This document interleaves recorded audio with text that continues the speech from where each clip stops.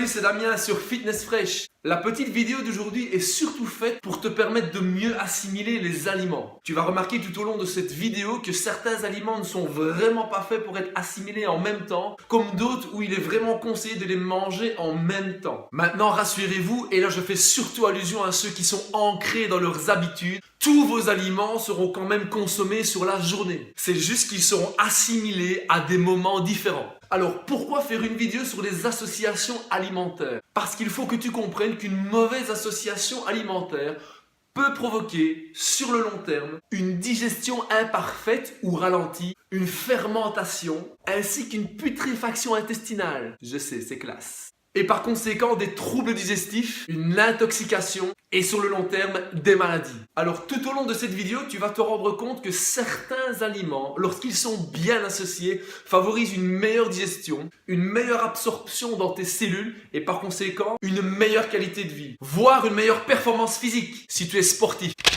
Je t'invite d'ailleurs à consulter le petit tableau récapitulatif que je te mets juste en fin de vidéo. Alors, avant de vous donner un ou deux exemples concrets d'associations alimentaires, il est important de distinguer les différentes familles des aliments. Dans un premier temps, vous avez les protéines, les fruits, les légumes, les amidons et farineux. À partir de là, et vous le distinguerez encore une fois dans le tableau récapitulatif, vous verrez lorsque ces différentes familles sont croisées les unes avec les autres, qu'elles sont plutôt conseillées ou déconseillées, tout simplement parce qu'elles représentent des modes de digestion totalement différents au sein de notre organisme. Par exemple, lorsque vous consommez des fruits crus, comme une pomme ou une orange, il est important qu'elles soient éloignées des repas.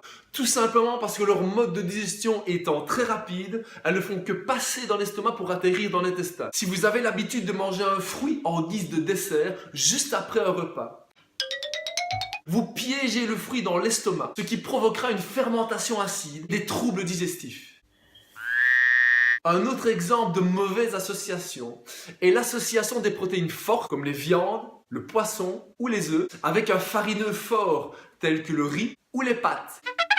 Tout simplement parce que l'assimilation des protéines fait augmenter le taux d'acidité dans l'estomac, nécessaire à la digestion, et cette acidité a tendance à freiner l'assimilation des féculents. On va plutôt privilégier alors l'association des protéines fortes comme les viandes ou les œufs, le poisson, avec un amidon faible tel que les pommes de terre.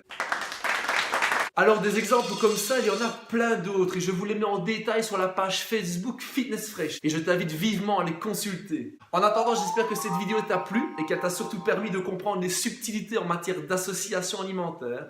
Comme promis, je vous mets le tableau récapitulatif en fin de vidéo. D'ici là, prenez soin de vous et n'oubliez pas, likez, partagez, laissez un commentaire en bas de la vidéo. Si vous avez des questions, je suis là pour y répondre. Et je vous dis à bientôt pour une prochaine vidéo. Bisous les fraîches.